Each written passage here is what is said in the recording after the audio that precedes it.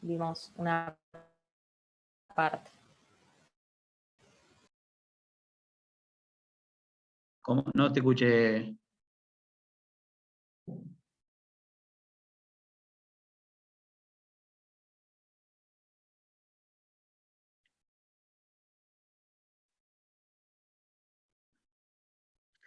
A ver, bueno, no escuché bien, pero tengo entendido que sí, que le faltaba una parte que la va a culminar la semana que viene.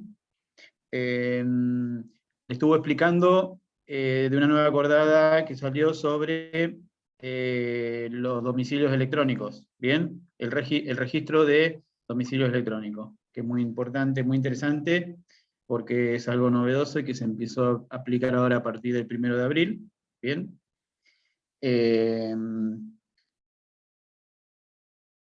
Como ven, en la semana siempre sale alguna acordada. Hoy, por ejemplo, salió una acordada que las vamos a analizar cuando me toque a mí la semana que viene hablar sobre resoluciones, porque la Corte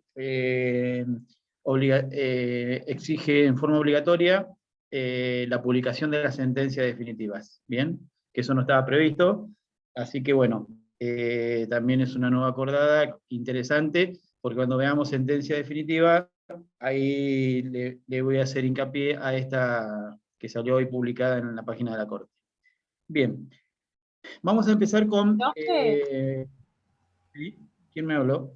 Aldana, el tema de las nuevas acordadas, ¿cómo lo van a evaluar de forma oral, digamos? Digo, porque como son bastantes, me da duda eso. Sí, a ver, ustedes tienen que regirse más que todo por el programa. Las nuevas acordadas, más aún que influye mucho en lo que es presentaciones y notificación electrónica mayormente, no se va a hacer un hincapié en forma profunda cuando le tengan que tomar un examen. ¿Qué quiero decir con eso? Nosotros nos atenemos al programa. Mayormente, ustedes verán que estas explicaciones sobre la nueva acordada es pensando a futuro ustedes cuando ejerzan la profesión. Sí, no es que se lo van a explicar en profundidad, por ejemplo, lo que es lo que le explicó ayer Turina respecto al registro de domicilios electrónicos, ¿bien? Pero tómenlo en cuenta, porque siempre lo van a tener que correlacionar, pongamos, con notificaciones o con algún escrito, ¿bien? Pero no, le repito, con una profundidad que se va a preguntar en forma específica en el examen. ¿Bien? ¿Se entiende? Sí, gracias. Bien. Yo hoy le voy a hablar de prueba testimonial. Y un poco también van a ver reflejado cómo se aplica al día. ¿Bien? A medida que yo le vaya explicando, le voy a ir refiriendo cómo yo lo aplico en el juzgado donde estoy y cómo lo aplican mayormente también los demás juzgados civiles. La prueba testimonial o prueba de testigo es aquella que es suministrada mediante declaraciones emitidas por personas distintas de las partes. Ustedes recuerdan que cuando han visto el proceso, existe actor demandado o coactores y codemandados, ¿bien? Bueno, acá se introduce en este medio probatorio un tercero ajeno al proceso, ¿bien? Que acerca de sus percepciones o de los hechos pasados que han oído, ¿bien? De estos, él está en condiciones de ofrecer su testimonio en un proceso X, ¿bien? En conclusión, como verán, las personas jurídicas están totalmente excluidas, ¿se entiende?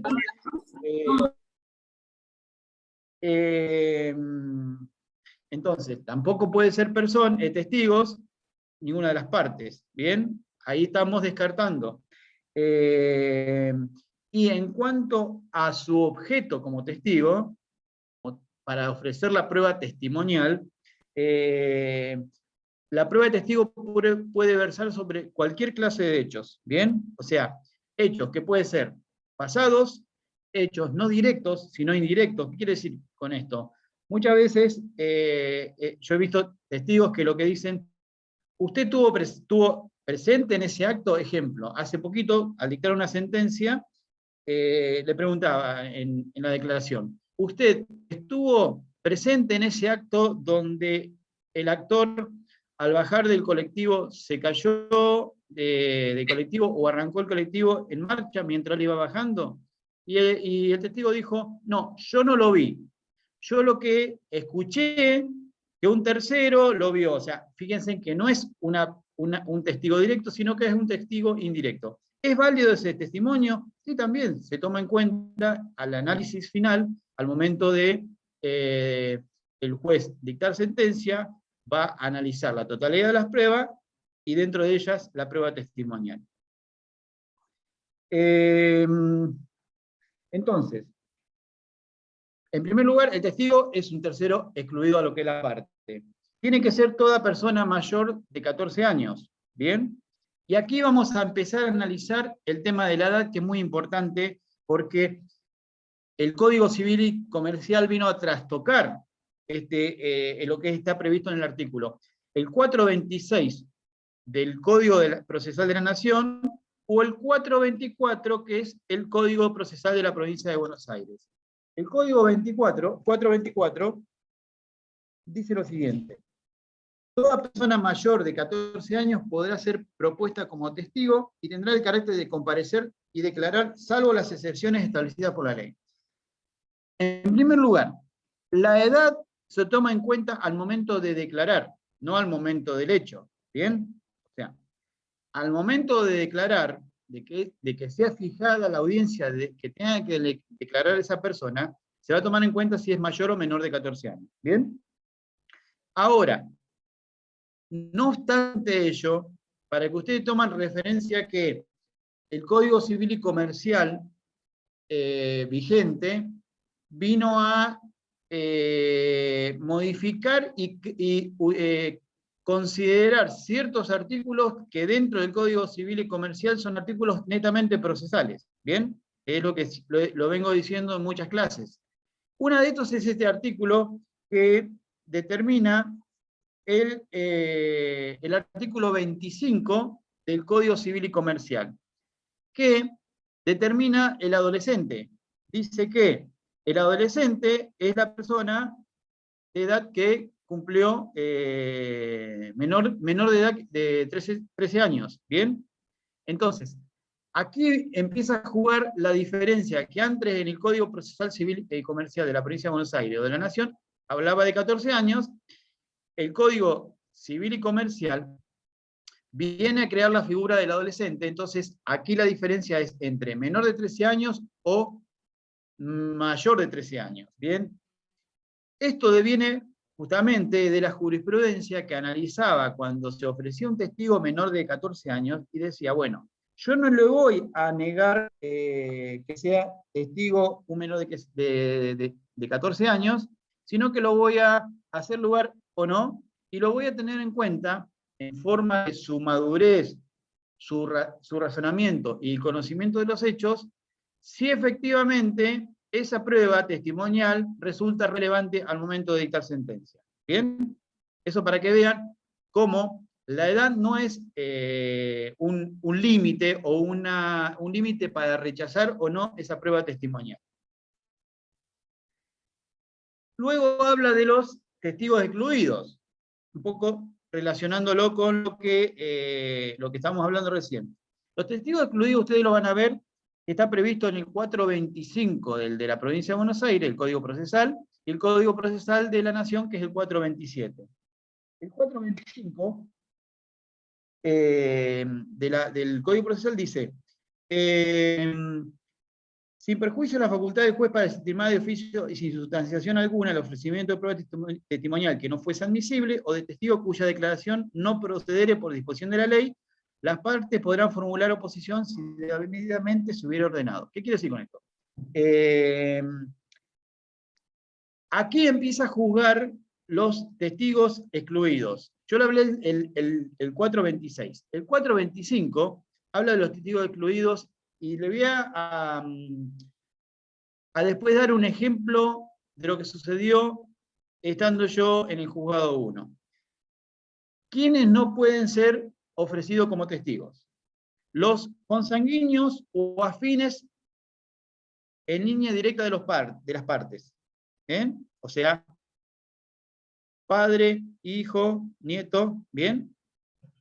Ni el cónyuge, aunque hubiera estado separado legalmente, dice, salvo que se tratara de reconocimiento de firma. Esa es la excepción. Bien, entonces, les voy a leer un caso que se dio, y después quiero que alguien me dé una respuesta, a ver qué respuesta le darían ustedes. Cuando comienza por las generales de la ley, que vamos a ver qué son las generales de la ley, y en el cual, previo al interrogatorio, se le pregunta por las generales de la ley, y ahí salta en la general de la ley que el testigo resulta ser hermano de una de las partes, ¿bien? De unas partes del expediente. Entonces, el abogado, uno de los abogados, de la parte contraria, se opone a que ese testigo sea que sea interrogado, alegando que es pariente, ¿bien? O sea, refiriendo que es hermano del actor. Se opone a la declaración del testigo teniendo en cuenta el parentesco del mismo con el actor de autos. La parte contraria, o sea, el abogado que ofreció ese testigo, manifiesta que desconocía que ese testigo era pariente por la diferencia de apellido, porque es medio hermano, y dice que igualmente, porque tuvo conocimiento de los hechos en forma directa, debe tomarse en cuenta el testimonio. Ustedes, a ver, ¿qué opinan en todo esto? A ver, es un hermano, medio hermano, lo mismo, el Código Civil y Comercial es lo mismo, que es ofrecido como testigo. ¿Es válido? ¿Tiene que ser excluido conforme el 425 o no? A ver, ¿quién me responde este Creería análisis? que sí, porque es un vínculo que es de sangre, ya sea medio hermano o ya sea hermano, igual es de sangre. Y eso está en la ley. Que tiene que ser excluido, me decís vos. Para mí sí. Profe, Yo opino lo mismo. Entonces, para mí profe, depende, porque si él está involucrado directamente, podría ser testigo, porque lo que va a hacer es dilucidar, digamos, la cuestión para que el juez pueda entender. Más allá de que tenga esta consanguinidad con el parentesco.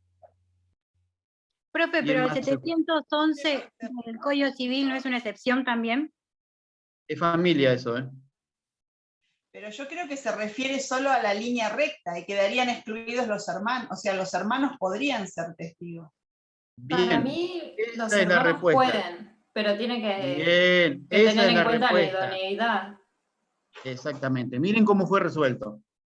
Claro, o sea, los colaterales no estarían excluidos. Exacto. Miren. Sin perjuicio de las argumentaciones de las partes, esta fue la resolución. A ver, posiciónense. Esto que ustedes están viendo acá, ¿bien? Es lo que se transcribió en la audiencia. Ahora yo les voy a explicar cómo se materializa ahora en las audiencias con el tema del COVID, cómo se vino a modificar todo. Pero esto es lo que se transcribió en la audiencia. En la misma audiencia se resuelve la oposición. ¿Bien? Entonces, en la misma audiencia se resolvió lo siguiente. Y para los que se equivocaron, no se sientan mal, y para los que le acertaron, siéntanse contentos, pero fíjense que hasta los abogados le erraron. Y los dos le erraron. Miren, sin perjuicio de las argumentaciones de las partes, adelanto que el señor tal no se encuentra incluido por la prohibición consagrada por el 425, como me decía Fabiana, creo. Dado que la misma se limita al parentesco con las partes por consanguinidad o afinidad, en línea directa, y no a los de línea colateral, como acontece en el presente supuesto. ¿Entienden? Vieron Claro. que no es, parece sencillo, Claro. pero uno puede errarle en la exclusión. O sea, ¿qué quiero decir con esto? Que el testigo ofrecido por la parte, hasta el mismo abogado del que ofreció testigo no advirtió esto y lo defendió con un argumento que no era el válido. Él tenía que haber dicho, no, no es un testigo excluido porque es colateral, no es consanguíneo, listo, se solucionaba y seguimos para adelante. ¿Bien? Entonces, para que vean, digamos, el artículo 425 es taxativo, no es enunciativo. No es como me decía en el ejemplo, alguien decía, creo que Gabriela me decía, no, puede ser que por los hechos tenía que tomárselo en cuenta. No, si está excluido, está excluido. ¿Bien? No hay forma de poder incluirlo y decirle, ah, pero bueno. Ahí lo voy a relacionar con alguien que me preguntó del 711. Creo que fue Camila, me parece. El 711, adelantando a lo que tengo yo en el programa, el 711 está específicamente previsto para lo que es los procesos de familia. ¿Bien? O sea, el 711 excluye esta, valga la redundancia, exclusión del 425. ¿Por qué? Porque dice que hasta los parientes cercanos pueden ser testigos. ¿Pero por qué? ¿Por qué es el fundamento del 711 de familia? Porque en familia lo que se toma en cuenta es que los que están en mejores condiciones de ser testigos son los más cercanos, que son los parientes cercanos. Digamos, es por una cuestión netamente de la situación del hecho de familia. ¿Bien? No tiene nada que ver con este proceso civil y comercial que tratamos nosotros. Bien, ahí está la diferenciación entre 711 y el 425 del Código de Procedimiento Civil y Comercial. ¿Bien? ¿Tiene que ver con la admisibilidad, doctor? ¿En qué sentido, María? Y lo que permite, lo que permite el juez, digamos. O sea, cuando la ley no prohíbe la declaración, su declaración. No entiendo, a ver si te puedo entender lo que me querés preguntar. Cuando uno habla de la admisibilidad, acá no se analiza la admisibilidad, acá se analiza específicamente no la admisibilidad del testimonio, sino en el 425 yo lo que analizo es quiénes pueden o no ser testigos, nada más que esto. ¿Bien? Yo no puedo analizar si es admisible o no porque el hecho que estuvo, o que tuvo conocimiento del hecho en forma directa. ¿Bien? Ahora, si vos me lo decís, la admisibilidad por el 711, básicamente el fundamento en el 711 es que por el tipo de proceso de familia, el hecho de familia en sí, el ejemplo, si estamos hablando de que en un proceso de específicamente o de violencia familiar o uno de comunicación de los hijos, ¿bien? Los testigos que realmente conocen ese hecho son los testigos, y los que mejores conocen son los testigos que están más próximos a esa persona, a esa parte. Y son los básicamente o necesariamente los familiares directos, ¿bien? Por eso no se lo excluyen. Gracias. El Código Civil y Comercial también habla de la prueba de los testigos y la acreditación en los contratos de trabajo. ¿Bien? ¿Por qué me interesa esto? Porque es importante que lean el artículo 1019 y el 1020. ¿Bien? ¿Por qué? Porque estos artículos mejoraron mucho el tema de la cuestión de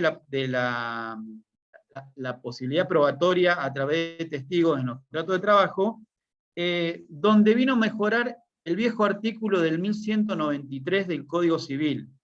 El 1193 del Código Civil hacía referencia que solamente era posible si, a una cantidad económica determinada. ¿Bien? En cambio, estos dos artículos determinan que es posible ser ofrecido como testigo en un conflicto donde se analice una cuestión sobre el objeto, lo que es un contrato. ¿Bien? Dice básicamente estos dos artículos, el 1019 y el 1020, de que se admite la prueba testimonial en su conjunto como todas las pruebas y serán analizadas en su oportunidad en forma conjunta. ¿Bien? Antes lo limitaba para cierto tipo de montos decía cantidad económica determinada en el contrato. Básicamente, con la indexación que hay en nuestro país, nunca tenía la posibilidad de yo ofrecer como testigo en un conflicto donde se planteaba una cuestión contractual. Número de testigos. Bien, aquí empieza a jugar el número de testigos los tres tipos de procesos de conocimiento que ustedes han visto. Ordinario, sumario y sumarísimo. Bien. Siempre a diferencia de la nación, que en la nación existe el ordinario y el sumarísimo. Bien. Entonces, en el proceso ordinario, en la nación, el artículo 430 determina que se puede ofrecer hasta 8 testigos por cada parte en la nación. Y en la provincia de Buenos Aires, el Código Procesal de la provincia de Buenos Aires, el 428 determina hasta 12 testigos por cada parte. Sin perjuicio de que faculta que el juez puede ampliarlo en función de las circunstancias. Bien, ¿y eso cómo sucede? Ustedes son abogados de una parte en un proceso ordinario y cuando ofrecen los testigos, muchas veces ofrecen, supongamos, 12 testigos, porque estamos hablando de un proceso muy complejo que realmente requiere de esta cantidad de testigos, y a veces, muchas veces en forma supletoria, agregan 4 o 6 testigos más. A los efectos de que el juez, si él lo considere, puede decir, bueno, amplío, atenta a las circunstancias del tipo de proceso, a X testigos más. ¿Bien? No es lo común, porque mayormente no es mucha la cantidad de testigos que se ofrecen en un proceso de conocimiento, ya sea ordinario, ya sea sumario, ya sea sumarísimo. ¿Bien?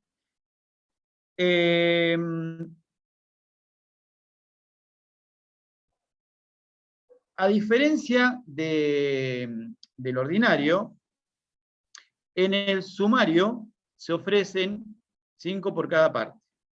¿Bien? O sea, 5 testigos por cada parte. ¿En nación o en provincia, profesor? A ver, ¿por qué? ¿Por qué yo no estoy diciendo de nación y provincia en sumario? Porque no hay proceso sumario. No hay sumario. en nación sumario. Exactamente. No hay en nación proceso sumario. Bien, entonces tomen en cuenta esa cuestión. Con respecto al ofrecimiento y oportunidad, eso lo van a ver en el 427 del Código Procesal de la provincia y el 429 de la nación. A ver, ¿qué dice el 427? Dice, cuando las partes pretendan producir prueba de testigos, deberán presentar una lista de ellos con expresión de su nombre, profesión y domicilio. Eso es importante que ustedes lo tomen en cuenta porque es lo que se exige en un ofrecimiento de prueba testimonial. O sea, el nombre completo, el DNI, ¿bien? ¿Cuál es la profesión? ¿Y cuál es el domicilio? ¿Por qué el domicilio? Porque yo necesito saber ese domicilio a los efectos de su notificación posterior. ¿Bien? Porque van a ser notificados al domicilio real. ¿Entiende? Porque no son partes. También dice, si por la circunstancia del caso a la parte le fuera imposible conocer alguno de estos datos, bastará que indique lo necesario para que el testigo pueda ser individualizado. Muchas veces, al carecer de información, supongamos, de que el testigo no sabe cuál es la dirección, lo que se agota es, se ofrece este testigo y se dice, bueno, careciendo de datos de donde se encuentra el domicilio de ese testigo, solicito un oficio a la Cámara Nacional Electoral para que le diga cuál es el último domicilio. O sea, se ofrece ciertas medidas previas para poder determinar cuál es el domicilio real y actual de ese testigo para luego poder ser notificado. ¿Bien? ¿Se entiende esta cuestión previa? Bien.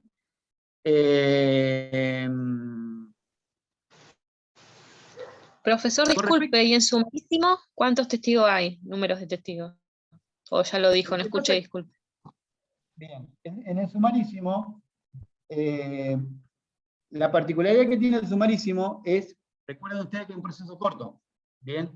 Por ende, ustedes están limitados con la cuestión de prueba, la limitación de excepciones, ¿bien? Entonces, ahí ya se ofrece no la cantidad ni del ordinario ni del sumario, ¿bien? Sino que ahí ustedes van a limitarse, no dice específicamente, porque si ustedes se van al proceso sumarísimo del 496, y no determina el tema de la cantidad de testigos, pero lo máximo que ustedes pueden ofrecer, y el juez considerará si es admisible, es hasta 2 testigos. ¿Qué quiero decir con esto? ¿Por qué? Porque como es un proceso sumarísimo corto, ¿bien?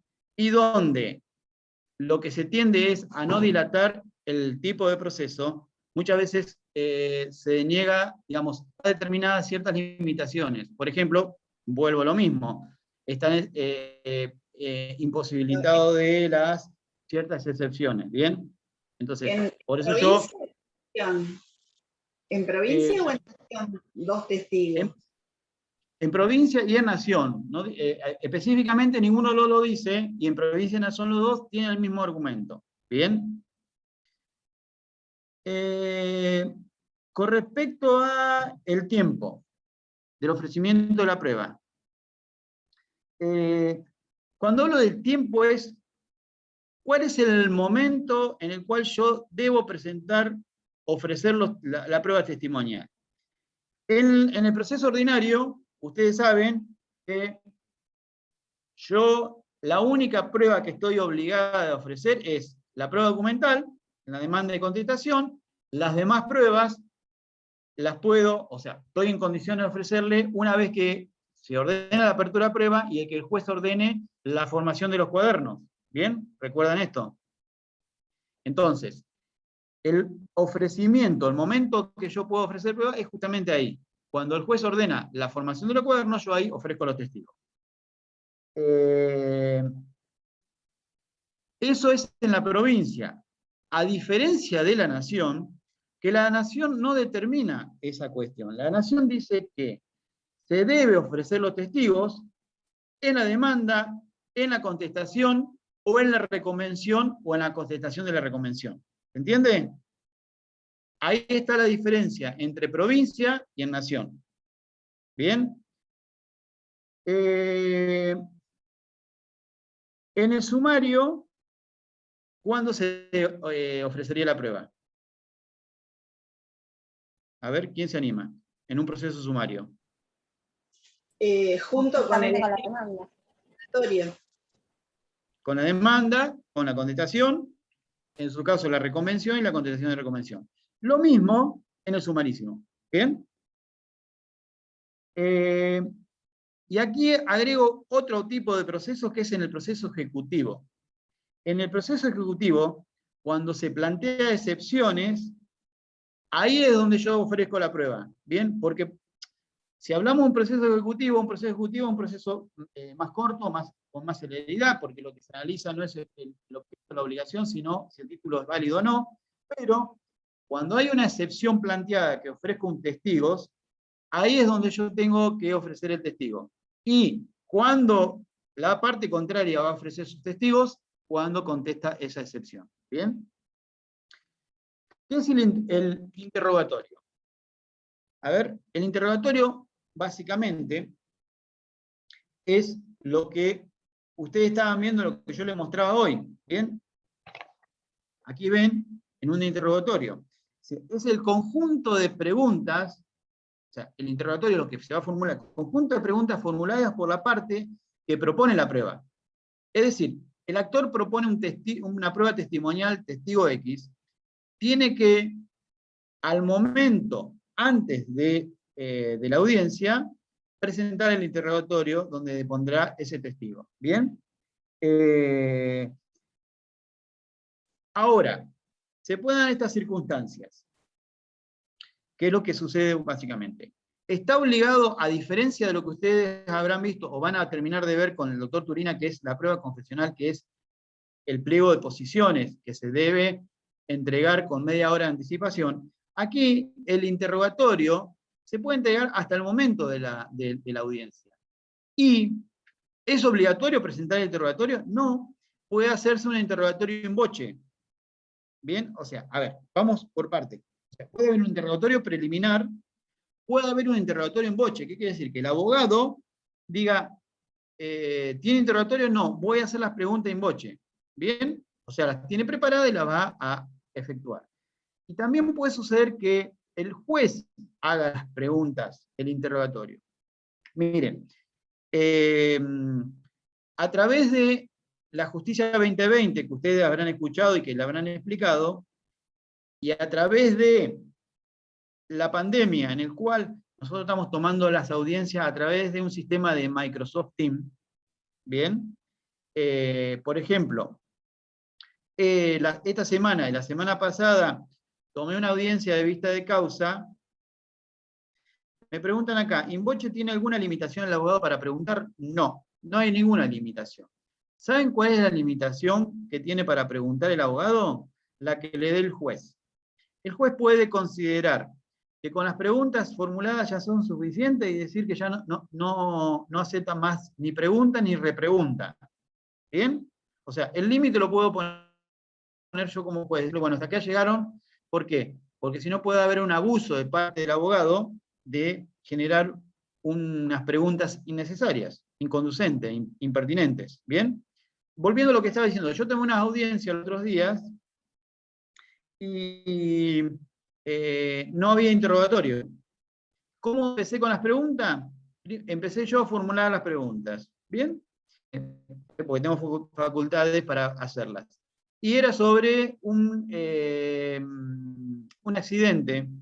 Entonces, básicamente, ¿cómo le pregunté? Bueno, a ver, ¿usted estuvo presente en el lugar del hecho? Sí, no. Bueno, ¿qué vio? Y así básicamente fueron 3 o 4 preguntas.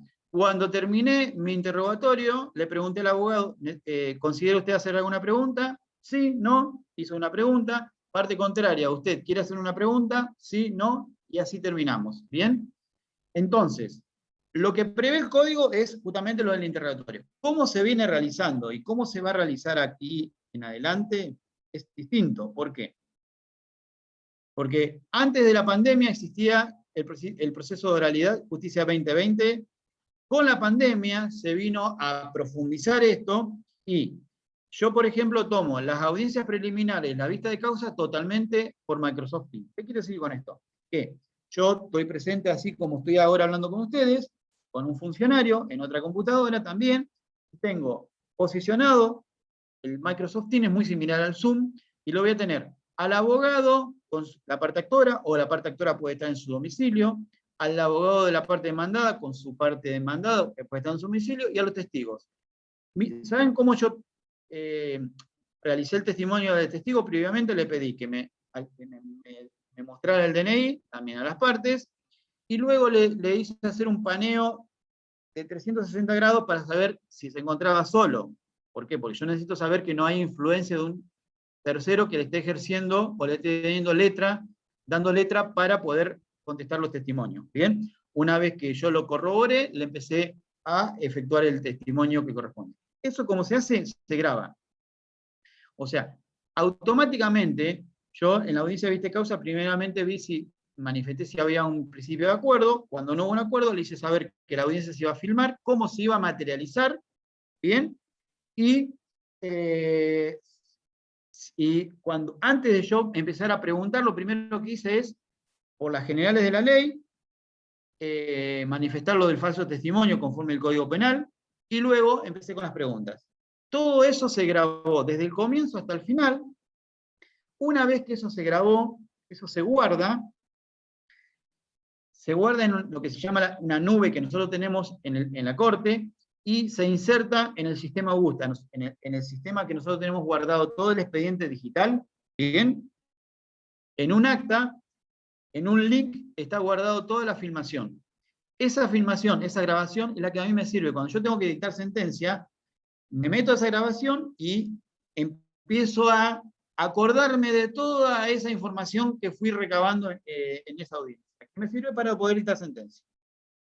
Les puedo asegurar que esto es mucho mejor que un testigo de esta forma, porque esto es escrito.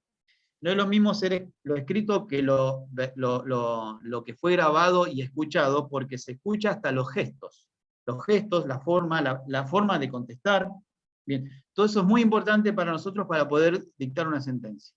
Bien, entonces, fíjense cómo se fue modificando esa cuestión de la prueba testimonial.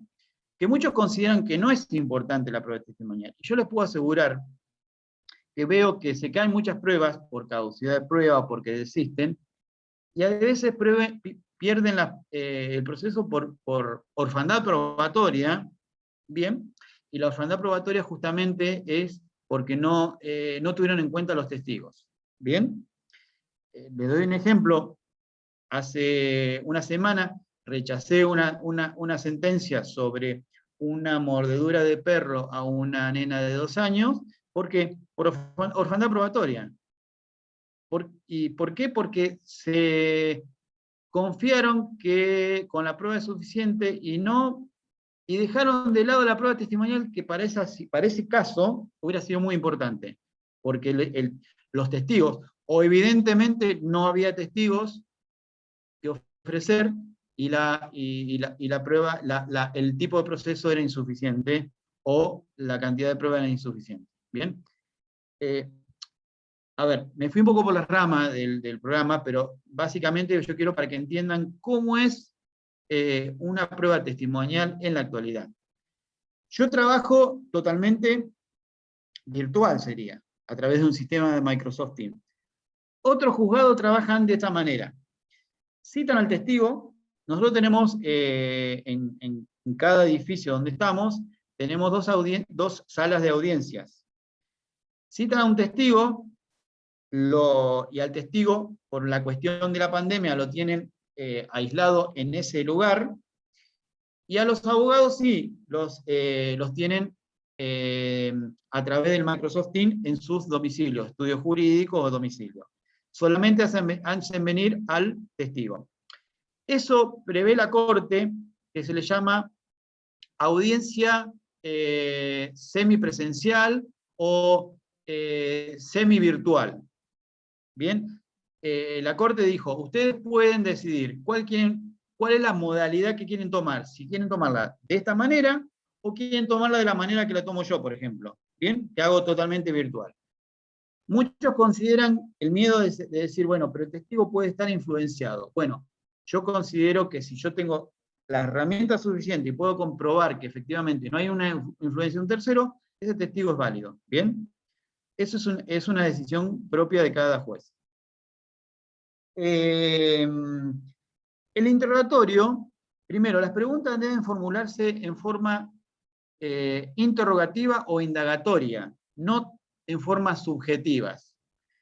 Ahí, tomen en cuenta que muchas veces, como yo soy juez, director del proceso, y advierto, o la parte contraria advierta que la pregunta formulada por un abogado es subjetiva, se lo puedo yo pedir que la reformule o se la dejo sin efecto. ¿Bien? La pregunta también debe versar sobre hechos personales del testigo.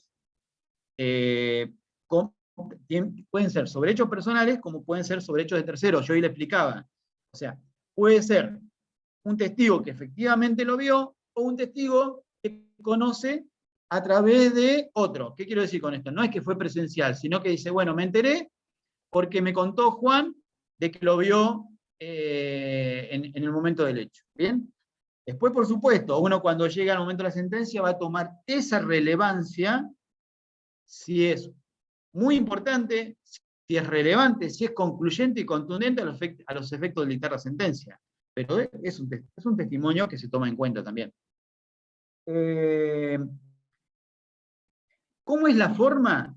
No contendrán más de un hecho. O sea, yo cuando realizo una pregunta testimonial, o el abogado realiza una pregunta testimonial, no pueden contener más de un hecho. O sea, ¿para qué se explica que no pueden contener más de un hecho? Eso lo prevé el 441 del Código Procesal Civil. ¿Por qué? Porque lo que hace es para que el testigo que tenga que responder no le resulte confuso y sea mucho más fácil poder responder y mucho más claro. O sea, por eso las preguntas deben ser claras y concretas. Bien, no deben ser enroscadas, quiere decir, lo que necesito yo es hacerle una pregunta al testigo a los efectos de que me pueda responder concretamente del hecho, pero no que sea en forma clara. Tampoco se formularán las que sean realizadas en términos afirmativos. ¿Por qué en términos afirmativos? Porque en términos afirmativos yo ya le estoy dando la respuesta. Estoy preguntando con una forma afirmativa para que el testigo me diga que sí. Entonces le estoy generando o insinuando la respuesta. ¿Bien?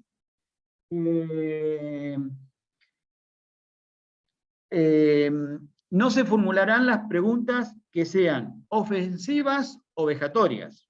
Bien, ofensivas hacia el testigo o vejatorias hacia el testigo. En el cual el testigo, en ese caso, va a decir, no, mira, yo no puedo responder esto porque es una ofensa hacia mi persona, o vejatoria por una cuestión también personal.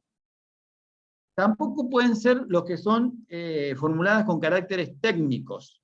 ¿Bien? ¿Por qué? Porque el testigo no es un especialista. Salvo, y ahí está la excepción, si fueren dirigidos esas preguntas a personas especializadas.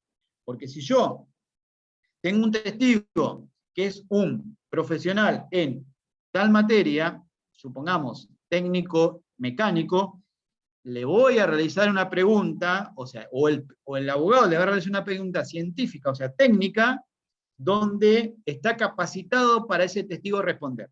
Es la única excepción al cual está en condiciones de responder. Bien.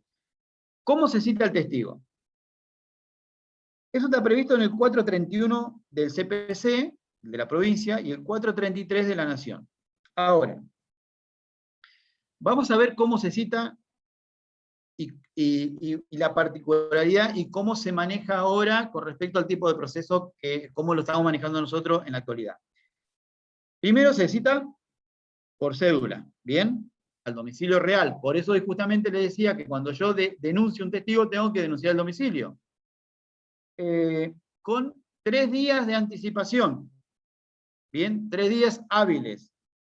Y con la transcripción en esa cédula de la obligación de comparecer y su sanción, ¿bien? La sanción es la obligación de comparecer bajo percibimiento de ser traído por la fuerza pública, ¿bien?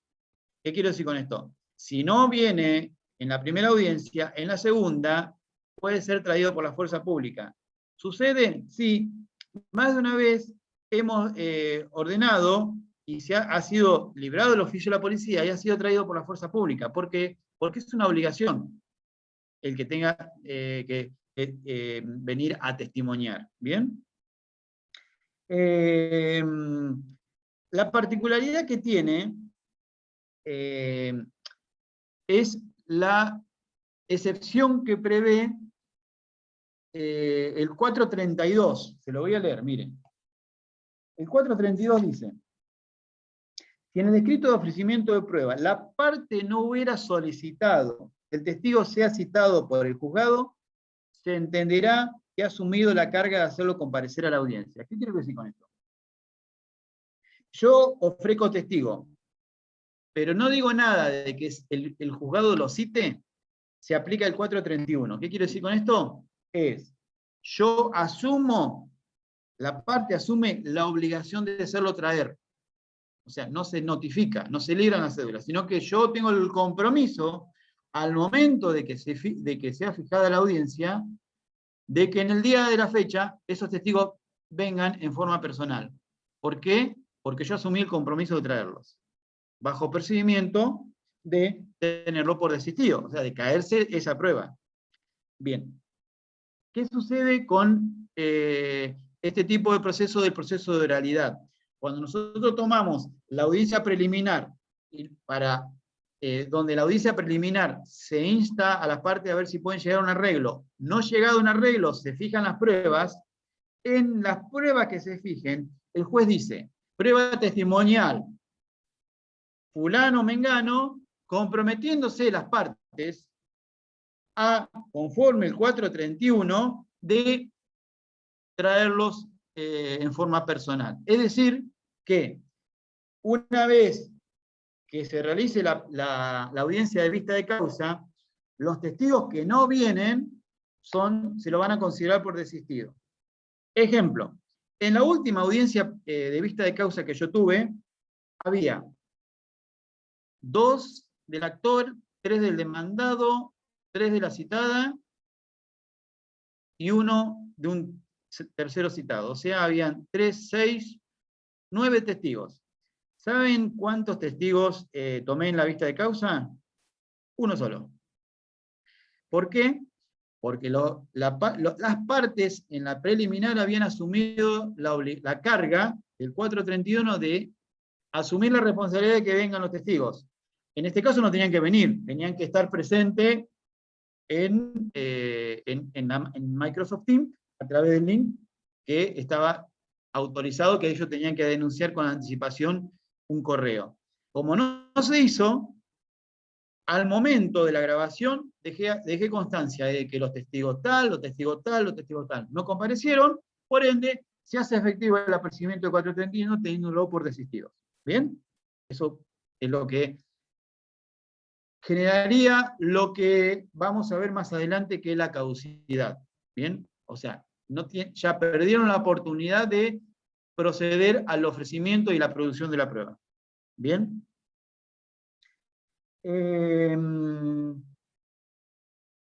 Los testigos que se encuentran domiciliados fuera de la jurisdicción. ¿Bien? Ahí empieza a jugar algo distinto, y vamos a hablar también un poco lo que determina el Código de Procedimiento y cómo se aplica en la actualidad. Cuando hablo de domiciliados fuera de la jurisdicción es una causa que tramita el Mar del Plata. Los testigos se encuentran en Dolores, en La Plata, en Azul, o sea, fuera, en otro departamento judicial. Por ende, el código dice, no pueden venir en el momento de la audiencia por la distancia. Ofrezco que los mismos procedan a ser citados en el departamento judicial de donde es su domicilio real y ofrezcan el testimonio en dicho lugar. ¿Bien? Entonces, no deben comparecer a este órgano judicial, sino que deben comparecer al órgano que corresponde en turno que se ha sorteado. ¿Cómo se materializa esto? Se da un oficio ley, un exhorto, que muchos lo llaman, ¿bien? Al juzgado del departamento judicial que resulte sorteado, conforme resulte sorteado por receptoría, para que cite a ese testigo a que en su organismo, en su órgano jurisdiccional, con la fecha que ellos indiquen, proceda a responder el interrogatorio. ¿Cómo es el interrogatorio?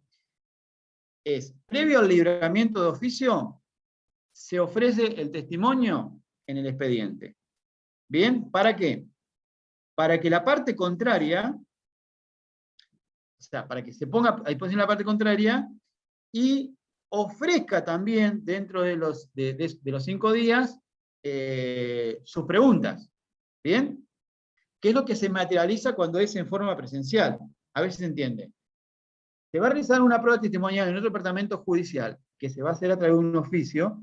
Yo presento y ofrezco las preguntas de interrogatorio, el juez lo pone de manifiesto, la parte contraria puede oponerse a algunas preguntas también que el juez lo va a resolver, y va a ofrecer sus preguntas. ¿Bien? El juez lo interroga, puede eliminar las preguntas que consideran que sean superfluas, y agregarlas y hasta el juez puede agregar las que él considere. Una vez que terminó esa cuestión, el juez le hace saber a la parte que está en condiciones de adjuntar el oficio, ley, a los efectos de su diligenciamiento. ¿Bien? Se diligencia en forma electrónica, que ahora es mucho más rápido, y luego de que se toma conocimiento, se le determina un plazo de erradicación de ese exhorto. ¿Para qué? Para que las partes acá tomen conocimiento de la fecha de la audiencia, ¿bien? Y la notificación. ¿Por qué? Porque si eso no lo cumplen, hay un apercibimiento que es de tenerlo por desistido. ¿Bien? Eso también es muy importante que lo tomen en cuenta. ¿Cómo se materializa ahora? ¿Vieron? Yo estoy hablando de qué dice el código. ¿Cómo se materializa ahora? Y ahora con las audiencias que se realizan todas en forma virtuales, hay 2 opciones. ¿Bien? O en base a lo que yo le explicaba de una audiencia por Microsoft Teams, yo necesariamente ni haría falta que le diga se realice en el Departamento Judicial de Dolores, o de La Plata, o de Azul, sino que le diría, como es Microsoft Teams, usted está en condiciones de denunciarme un correo para yo enviarle el link al día de la audiencia, poder efectuarla a través del Microsoft. Si lo quiero realizar semipresencial, que quiero decir que vaya el testigo al órgano judicial y los demás abogados lo hagan por Microsoft, lo que puedo hacer es lo siguiente, es justamente enviar un oficio, ley al juzgado, pero no con el interrogatorio, diciéndole, cítelo al testigo a su órgano, bríndeme un sistema para poder comunicarse conmigo, y las preguntas se las voy a hacer yo y se las van a hacer los abogados. ¿Vieron cómo es el tema? Eso es lo que se está utilizando actualmente, con las dos opciones. ¿Puedes explicar la segunda opción, por favor, de vuelta? Bien, la segunda. Sí, bien. A ver, yo le expliqué cómo es el código de procedimiento, con oficio, bueno, todo lo que es básicamente lo que prevé. Ahora, ¿cómo se implementa en la actualidad? Hay dos opciones. O la que yo puedo aplicar, estoy aplicando, que es, se realiza todo por Microsoft Teams, por ende no hace falta que el testigo que es de otro departamento judicial tenga que constituirse en el órgano judicial de donde él vive, si es de Azul, en el juzgado de Azul, sino que yo le voy a decir, indíqueme un correo que yo le envío el link. ¿Bien? Esa es una opción. Ahora, otros jueces, no. Como es de otro departamento judicial, lo que hacen es, ordenan un oficio al juez, supongamos, de Bahía Blanca, y le dice, señor juez de Bahía Blanca, pido que se lo cite a este testigo a su lugar, a su órgano, a su juzgado, le brinde un acceso de Microsoft Teams, o sea, de sistema, para cuando, y me diga cuál es la fecha que usted fijó. O yo le puedo fijar la fecha, es la opción. Entonces, una vez que ese juez me brinda ese lugar, ese espacio, la audiencia no la va a tomar ese juez, la audiencia la voy a tomar yo a distancia, teniendo al testigo presencial en ese órgano judicial. ¿Se entiende, no? Bien, eso también hace a la seguridad. Bien.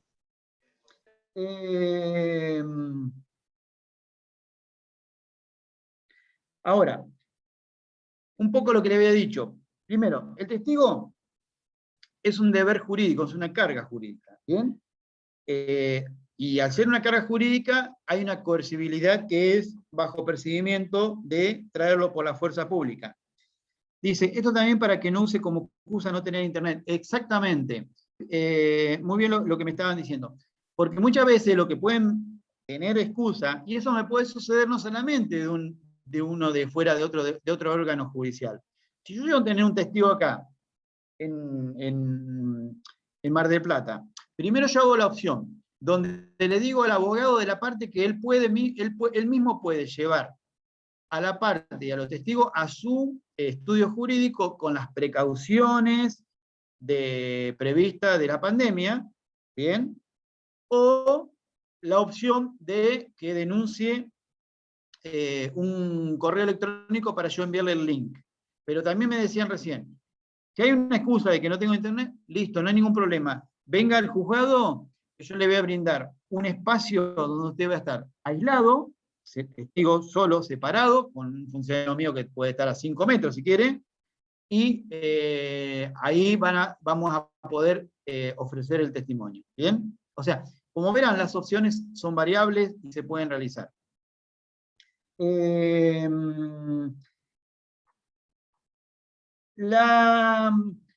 Primero, yo le hablaba de la obligatoriedad de comparecer. Ahora, hay excepciones, y hay dos dispensas que generan esa excepción de comparecer. Primero, dispensa al deber de declarar y dispensa al deber de comparecer.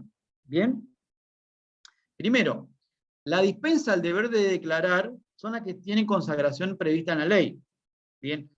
Que no quiere decir que no declaren, sino que están dispensados de declarar en forma in voce, sino como vamos a ver más adelante, que están facultados a declarar, bien, en su carácter de testigos a través de un testimonio escrito. Bien, ejemplo, si fue citado a declarar el intendente municipal, se entiende de que está dispensado por su investidura y se lo faculta a que declare en forma escrita. ¿Bien?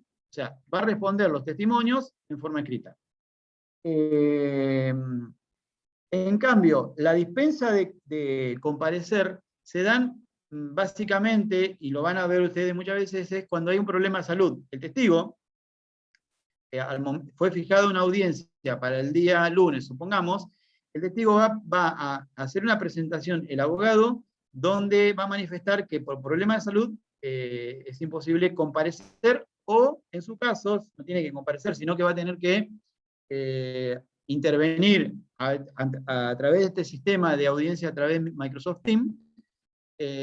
Entonces, lo que se hace es lo siguiente, se va a tomar en cuenta, automáticamente le van a decir, sí, efectivamente, lo dispensamos, no. Primero lo tiene que justificar a través de un certificado de salud, emitido por un médico habilitado a sus efectos. Si se le da traslado, si se considera, se puede ser ordenado el juez al secretario, lo prevé el código, para que sea examinado, digamos, en su casa. ¿Qué quiero decir con esto? O sea, no puede venir al juzgado, bien, efectivamente, nos vamos a constituir en el domicilio a los efectos de que poder realizar el testimonio. Lo hemos hecho anteriormente muchas veces, donde a mí me ha tocado tener que ir, haber efectuado con previa, corta un montón de excusas, corta un montón de excusas este sistema. Bien, se corta, bien.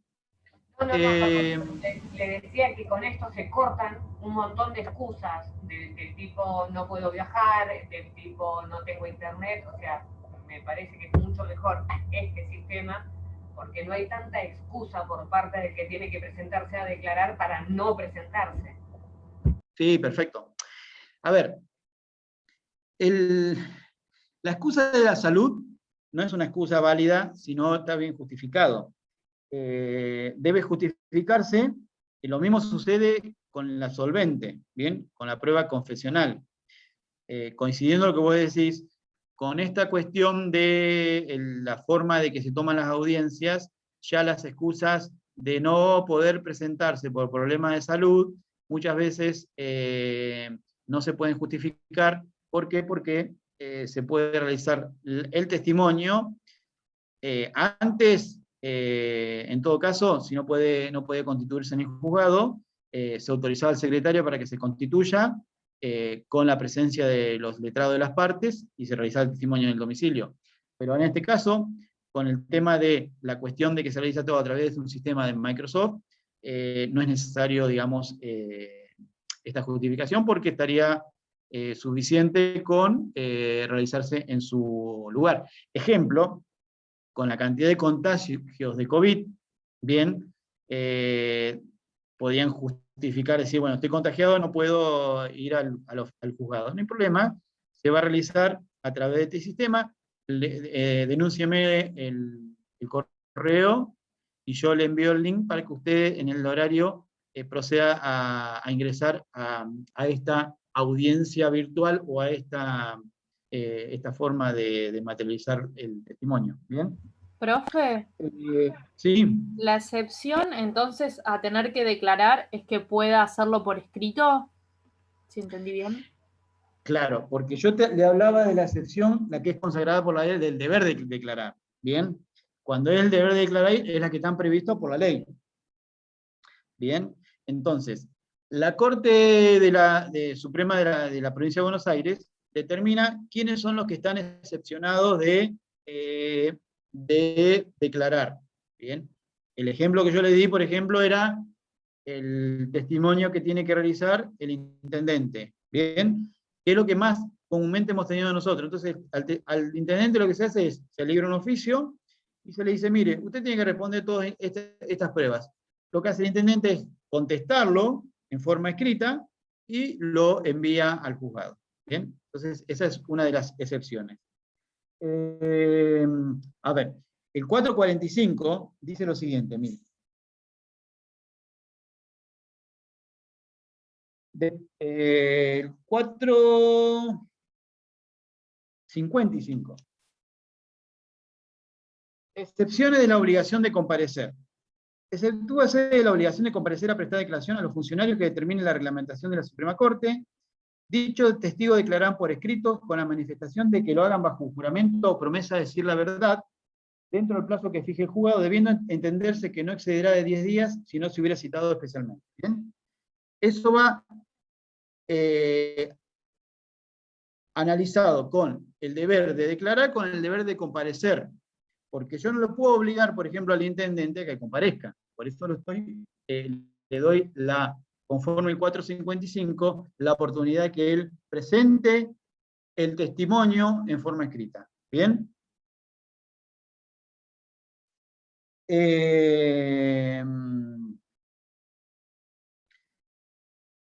Cuando yo hablo del deber de declarar,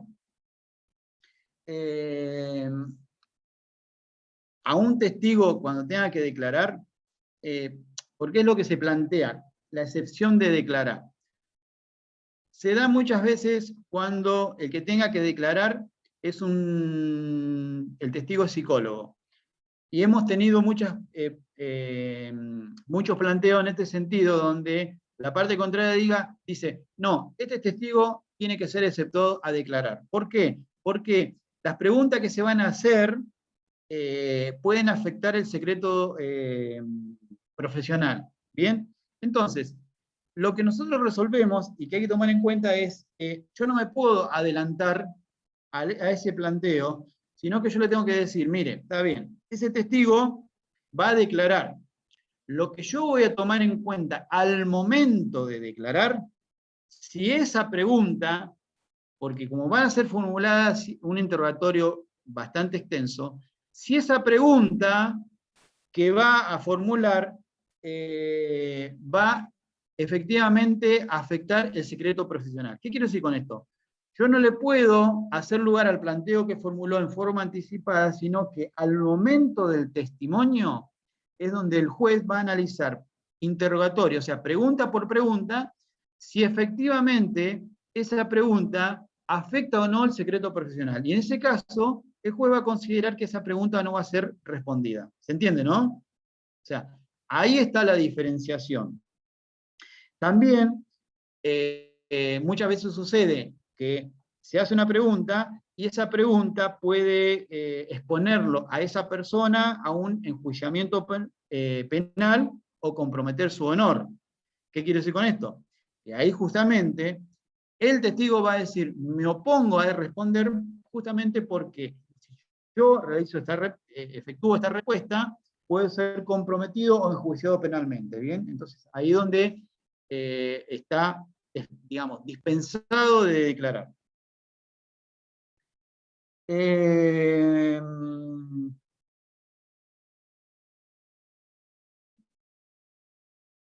A ver, ¿cómo es el procedimiento del examen de una prueba testimonial?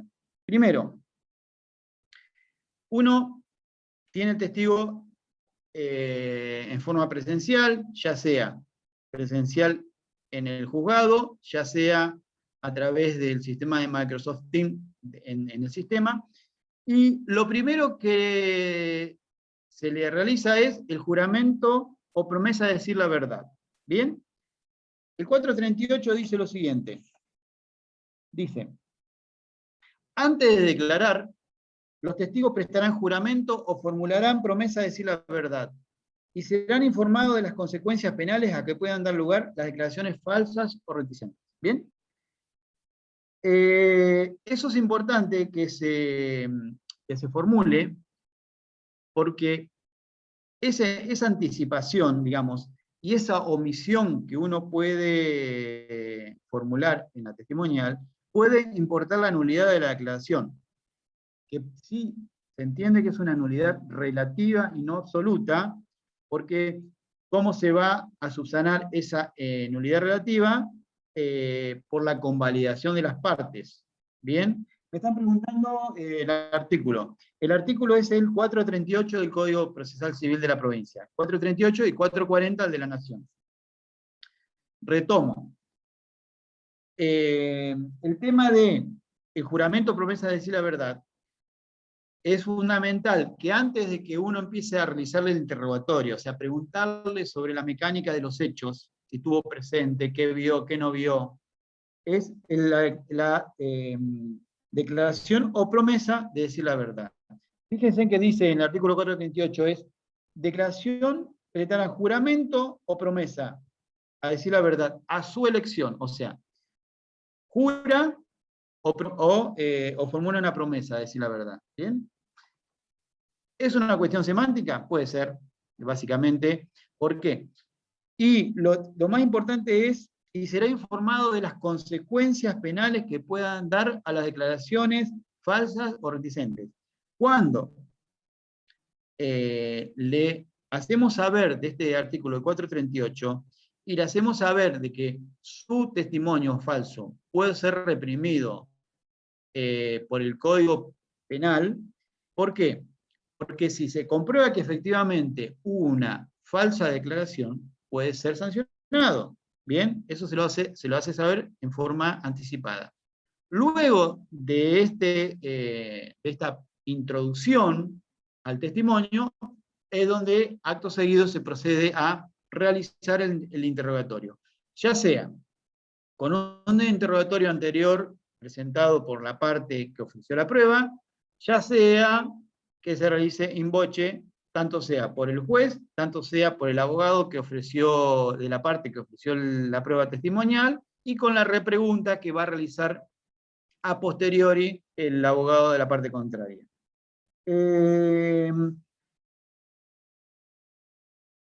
Vayamos a un intermedio que existe entre el juramento o promesa de decir la verdad y el interrogatorio en sí. Existe el interrogatorio preliminar, que es por las generales de la ley. Vieron que yo, cuando les di el ejemplo de el hermano, donde se pusieron que sea testigo, ¿cómo saltó que era hermano? Por las generales de la ley. Las generales de la ley es, miren lo que es el interrogatorio. La edad, el estado civil, si es pariente por consanguinidad o afinidad, y ahí donde saltó justamente que era hermano. Si tiene un interés directo en el pleito, ¿bien? ¿Por qué? Porque si hay alguna de las circunstancias que puedan ser determinadas en la generalidad de la ley, el juez está en condiciones, o la parte estaría en condiciones de hacer un planteo que justamente se formuló ahí, que sin perjuicio de que no prosperó, si hubiera sido, por ejemplo, un hijo, sí hubiera sido excluido porque sería un testigo excluido. ¿Bien?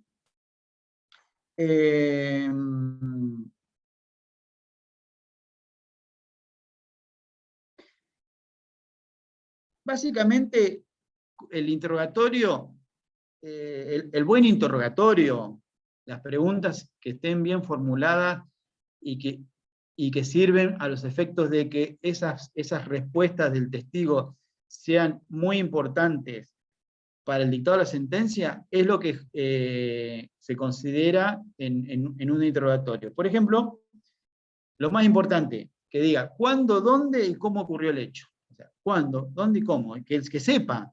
O sea, ¿usted recuerda cuándo ocurrió el hecho? Sí, creo, muchos ni se acuerdan el día, pero creo que ocurrió en el mes de enero del 2012, pongamos.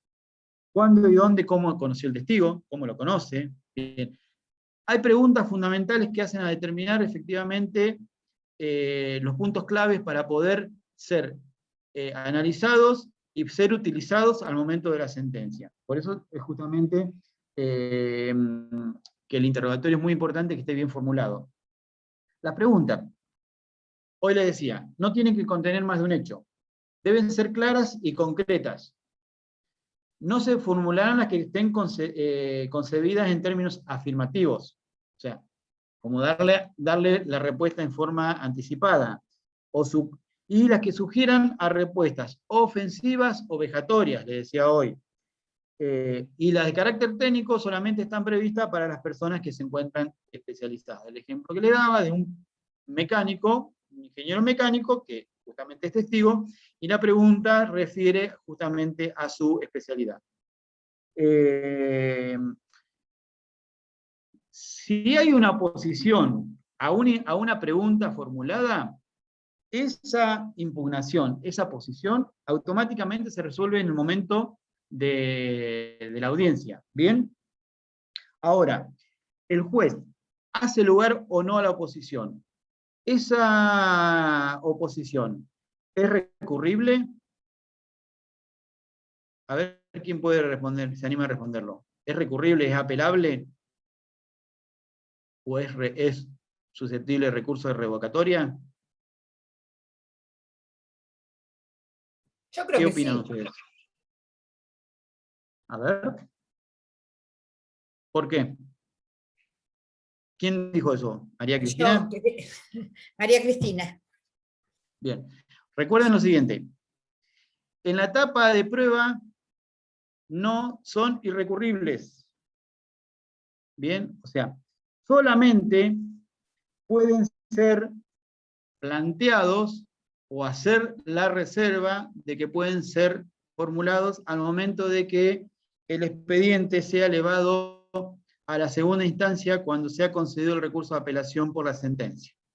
Entonces, todo lo que a mí me afecte, digamos, y yo quiera recurrir, el juez le va a decir que siendo recurrible se desestima, salvo una cuestión que sí es recurrible, que es la imposición de costas. Porque muchas veces, cuando uno resuelve una posición dentro de una audiencia, lo que resuelve también es la imposición de costas. Y ahí yo sí estoy en condiciones de apelar y me la tienen que conceder con efecto suspensivo. O sea, se va a tomar en cuenta con efecto no suspensivo, con el efecto A que se va a tomar en cuenta cuando el expediente sea elevado a la Cámara. Eso quiero decir. Bien. ¿Qué quiero decir con esto? Que la única posibilidad de poder recurrir es el tema de las costas. ¿Bien? Tómenlo en cuenta eso, porque es una pregunta que se hace muchas veces, el tema, ¿puedo recurrir una cuestión como esta que le di el ejemplo? O, otro ejemplo que le doy, se ordena la apertura a prueba y se proveen las pruebas. Ya sea, supongamos, en la audiencia preliminar donde el juez determina cuáles son las pruebas. El juez considera que la prueba X, una prueba informativa o un testimonio, es una prueba inconducente y la rechaza. Entonces, esa prueba que fue rechazada no es susceptible de ser recurrida, ¿bien? Pero con la facultad que tiene de poder cuestionarla o hacer la reserva al momento de que vaya a la alzada, a la Cámara de Apelaciones, cuando se dicte la sentencia y sea apelada, para que el juez de la Cámara lo analice si considera o no esa imposibilidad de haber sido producida su prueba en su oportunidad. ¿Bien? La experiencia da que no he visto que la Cámara proceda a producir pruebas que han sido rechazadas en primera instancia. ¿Bien? Así que básicamente... Profe, sí. no entendí cómo procedía esto de la oposición en la prueba testimonial. ¿Lo puede repetir? Sí. La oposición se da, tanto sea en el sistema como prevé el Código de Procedimiento, como se realiza en la actualidad, que es a través de un sistema de Microsoft Teams, ¿bien? O, supongamos, una audiencia grabada, la oposición se realiza en el mismo acto, dice. O sea, ¿qué quiere decir? En el mismo momento de que se está realizando la prueba testimonial, se le da posibilidad, fíjense cómo es el tema. El testigo está contestando el interrogatorio. Hay una prueba y el demandado, que es la parte contraria, supongamos, al de la prueba ofrecida, dice, me opongo. Automáticamente en la oposición, el testigo es sacado de la audiencia, de la sala de audiencia, Y ahí en ese momento se empieza a resolver la oposición. El abogado que planteó la oposición hace el descargo de la oposición. Se le da traslado a la parte contraria, hace el descargo de por qué considera que esa pregunta es procedente, y luego de ello el juez resuelve, por sí o por no, con el fundamento legal que corresponda. ¿Bien? Eso sucedía cuando se hacía en forma escrita. Se lo excluía al testigo, se lo aislaba, digamos, de la sala, y luego que se resolvía, se lo llamaba nuevamente para que ingresara, y si procedía la pregunta, tenía que responderlo, si no, pasamos a una pregunta, al otro interrogatorio.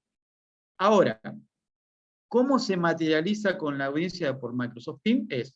Si hay una oposición, en el momento se lo anula en el sistema, o sea, se lo deja en sala de espera el sistema, y se analiza, digamos, el planteo con la oposición y lo que el juez resuelva con los abogados. Abogado de la parte actora, abogado de la parte demandada, y el juez que va a resolver.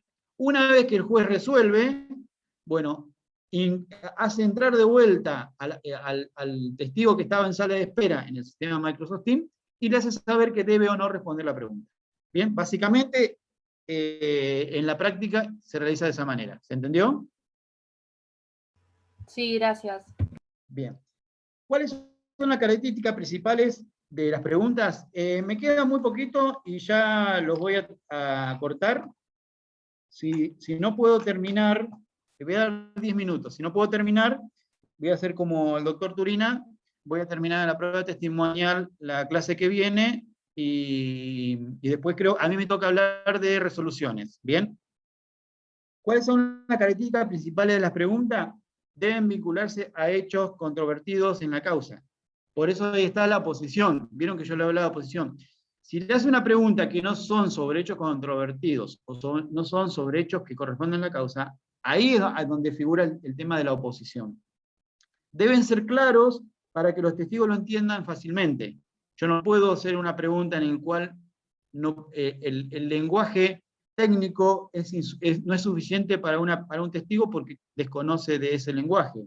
Deben adecuarse a la personalidad del deponente, o sea, lo que se tiene que tomar en cuenta es la cultura del testigo. ¿Bien? Cuando hablo de la educación de ese testigo, para poder determinar que la pregunta sea lo más clara posible.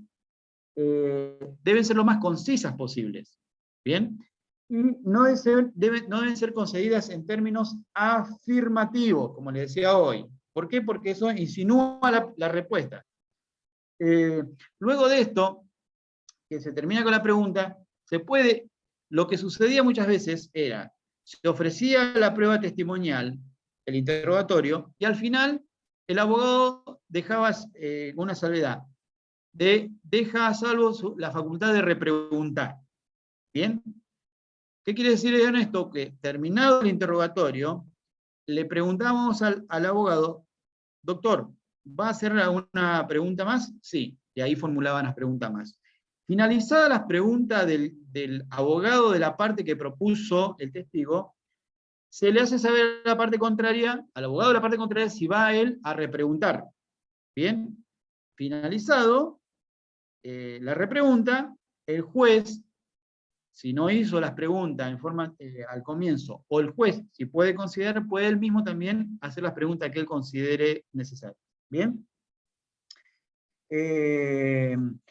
Como también le decía, el juez, cuando ve que hay un exceso de preguntas y un abuso de preguntas, puede dar por concluido el interrogatorio.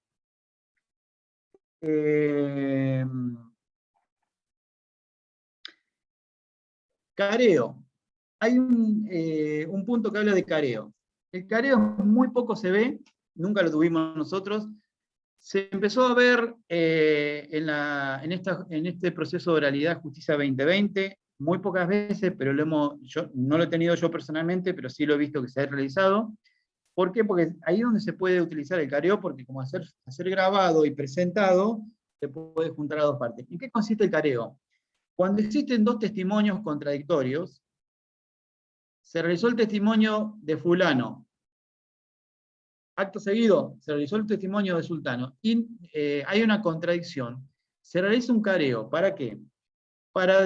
Lo que hace es determinar esos hechos contradictorios, a ver cuál es la verdad del hecho y cuál es el testigo que está mintiendo. ¿Por qué? Porque es muy importante, porque uno manifestó un hecho que es totalmente contradictorio a lo que vio el otro testigo. ¿Bien? No es básicamente lo que se utiliza en el Código de Procedimiento, no lo he visto, pero está previsto en el Código de Procedimiento. Suspensión de la audiencia. ¿Cuándo se suspende una audiencia? Muchas veces sucedía que eran muchos los testigos. Recuerdan ustedes que en un proceso ordinario había 12 testigos. Imagínense que antes empezaba a las 8 de la mañana y eran las 2 de la tarde y todavía estaban con el testigo 6. Llegado el horario, había dos facultades. O el juez, con anuencia de las partes, extendía el horario después de las 2 de la tarde y seguían con los testimonios, o suspendía la audiencia y en el acto presencial fijaba que se continúe esa misma audiencia para el día siguiente a tal horario. Bien, no hacía falta notificar a ninguna de las partes, automáticamente se determinaba que se fijaba. Esas eran las circunstancias previstas, que pueden ser también otras circunstancias por motivo extraordinario que se suspendan. Por último, vamos a ver caducidad de la prueba testimonial. Hay que diferenciar entre la caducidad y la negligencia. ¿Bien? ¿Por qué? Porque para este tipo de prueba, para este tipo de medio probatorio, está solamente previsto la caducidad de la prueba testimonial, no la negligencia. ¿Qué quiere decir? Que, a diferencia de la negligencia, la caducidad se resuelve sin sustanciación. Ustedes recuerdan que la negligencia es un pedido de negligencia de una prueba pericial, se le da traslado por nota a la parte contraria por 5 días, vencido el cual se decretaba la negligencia de la prueba. En este caso, es a pedidos de parte, sin sustanciación alguna, se va a tener por desistido el testigo. ¿Bien? ¿Con qué situación? Si el que propuso ese testigo no hubiera activado la citación del testigo y este no hubiera comparecido por esa razón. ¿Qué quiere decir? No lo citó. O sea, no libró la cédula. O no compareció a la primera audiencia sin invocar causa justificada y no hubiera pedido las medidas de compulsión, que yo le decía referencia, que era traerlo por la fuerza pública. O fracasada la segunda audiencia, esta no solicitara nueva audiencia dentro de los 5 días. ¿Bien? Bien. Eso está previsto en el 430 y el 432 del Código Procesal Civil y Comercial. La otra cuestión que es la que más se va a dar en la práctica tribunalicia es cuando la parte interesada asume la carga de hacer comparecer al testigo y no concurrir sin justa causa. O sea, no justificó, entonces se lo tiene por desistido. Recuerden ustedes, si yo presento un escrito y no digo, y ofrezco a los testigos, y no digo nada de que sea notificado por el juzgado, yo tengo la obligación de hacerlo comparecer a esos testigos. Motivo por el cual, si no comparecen ese día por una causa justificada, se lo va a tener por desistido. Lo mismo sucede con la prueba en la audiencia preliminar, donde el juez le dice, mire, usted ofreció estos testigos, bueno, en la vista de causa van a comparecer y ustedes, bajo su responsabilidad, bajo percibimiento, tenerlo por desistido. ¿Bien? Ahí es donde funciona el instituto de la caducidad.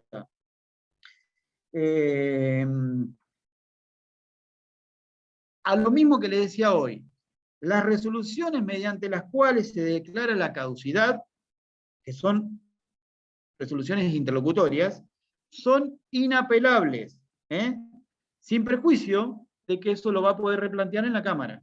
Como le explicaba hoy con el tema de las cuestiones de ser irrecurribles, las cuestiones probatorias. Doctor,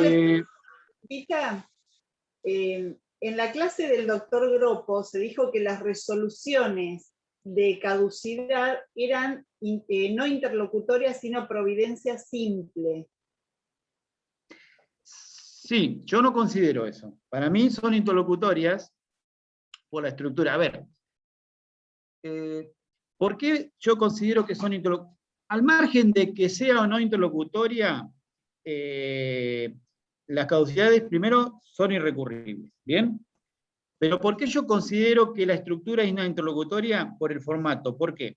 Porque cuando uno analiza la caducidad, lo analiza por el planteo, analiza efectivamente si se dan las circunstancias previstas en el artículo, y el juez resuelve hacer lugar o no al planteo de caducidad con la imposición de costas. Bien. Por eso, a ver, no es que esté mal lo que haya dicho el doctor Gropo, pero la estructura de cuando uno realiza un análisis de la caducidad es una estructura de una sentencia interlocutoria. Es un análisis de resuelvo, de considerando y de resulta, de considerando y resuelvo. Cuando ustedes vean las resoluciones de mero trámites, o sea, las interlocutorias y las definitivas, van a ver que la estructura es como yo le estoy explicando. ¿Se entiende? Pero no es por contradecir lo que dice el doctor Gropo. Entiendo de que él dice que como se resuelve, se puede resolver con un despacho simple. O sea, es decir, planteo la caducidad y dice, bueno, efectivamente, no habiendo activado, se procede a la caducidad o se lo obtiene por desistido de la prueba tal. Eso es un despacho simple. Pero no está mal también que el juez lo resuelva con una forma interlocutoria, porque muchas veces se resuelve con imposición de costas. ¿Bien? Claro, perfecto. Algunos sí, algunos no. Lo de la notificación por ministerio de ley, lo dijo para negligencia y no para caducidad. Claro, la negligencia se da traslado por nota. La caducidad no se le da un traslado de caducidad. Se plantea un pedido de caducidad y se resuelve en forma automática. Bien, ahí está la diferencia. Posiblemente, en lo que le explicaba el doctor Gropo, era porque la negligencia se le da un traslado y efectivamente, al darse un traslado, luego hay que resolver. Ahí sí hay una interlocutoria, ¿bien? Pero tampoco es para confundirlo, digamos. La forma de cómo un juez puede resolver con una interlocutoria o un despacho simple en una caducidad depende de cada uno. Con respecto a la nulidad de la prueba testimonial, tengan en cuenta, y es casi lo último, es que se aplican los principios generales establecidos en lo que es nulidades, previsto en el 169 a 174 del Código Procesal Civil y Comercial. Aquí juega el tema de la nulidad, es el tema de la citación, si no fue citado con anticipación. Bien, ahora, yo por ejemplo tengo una resolución que traje acá, que el abogado de la parte actora planteó la nulidad de la audiencia testimonial, diciendo que su parte no había sido notificada de esa audiencia. No el testigo, su parte. ¿Ustedes qué piensan? ¿Que ese planteo de nulidad prospera? ¿Se entiende lo que le estoy diciendo? ¿Puede repetir, profesor? No, profe. Esto es lo siguiente. Ustedes saben que al testigo hay que citarlo por cédula. ¿Bien? Entonces, el testigo puede venir y plantear la nulidad justamente porque no fue citado en debida forma, con 3 días de anticipación, conforme prevé el artículo. ¿Bien? Después puede ser planteado que no fue firmado el acta por el juez, o que no fue hecho lo que es la parte previa al interrogatorio que le explicaba hoy. Ahora, el planteo es lo siguiente. El abogado de la parte actora plantea la nulidad del acto de testimonio, del acto de la audiencia testimonial, porque dice que no fue notificado su parte de la fijación de la audiencia. Notificado por cédula. ¿Ustedes qué piensan? ¿Que esa nulidad prospera? No, yo creo que no. ¿Por qué? Porque se debe notificar al Porque testigo. se debe notificar electrónicamente, tiene que fijárselo. O sea, Perfecto. El único que se tiene que notificar es por cédula, es al testigo.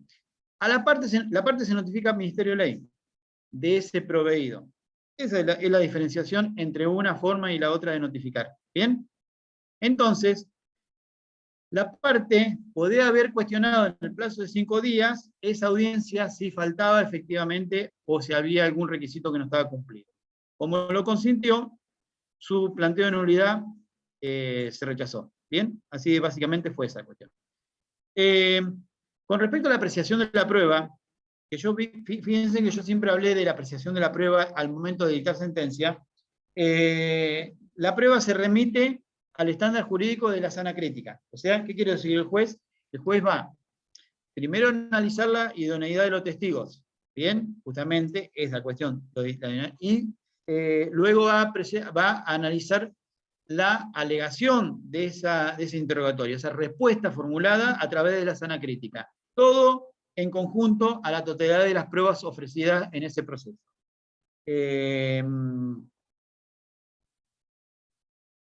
Y por último, para cerrar, así ya la clase que viene empiezo ya con las resoluciones, porque si no, no vamos a llegar. Habla del testigo único. El testigo único, en primer lugar, tanto la jurisprudencia como la doctrina consideraban que el testigo único era insuficiente a los efectos de tomarlo en cuenta para la cuestión probatoria. ¿Bien? Pero eso fue originariamente.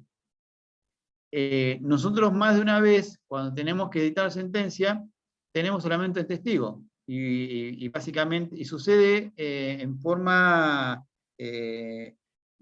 muy seguido, se resuelve en ese sentido. Entonces, ¿qué quiero decir con esto? Que nada impide que el juez analice en la sentencia a través de un solo testigo ofrecido. Bien, sin perjuicio que la apreciación de la sana crítica que va a hacer el juez a través de ese testigo único lo va a apreciar con mayor o menor severidad y rigor. Bien, ¿por qué? Porque hacer un testigo único hay que ver la apreciación de esos hechos formulados en el interrogatorio, o sea, esa respuesta formulada en el interrogatorio, si esa declaración realmente es verdaderamente con mayor severidad y rigor o no. Bien, porque no es lo mismo un testigo único que 3 testigos, en el cual los 3 testigos son concluyentes, su respuesta es idéntica a los hechos ocurridos en un accidente, por ejemplo. Entonces, ¿qué quiero decir con esto? Repito, el testigo único no está excluido.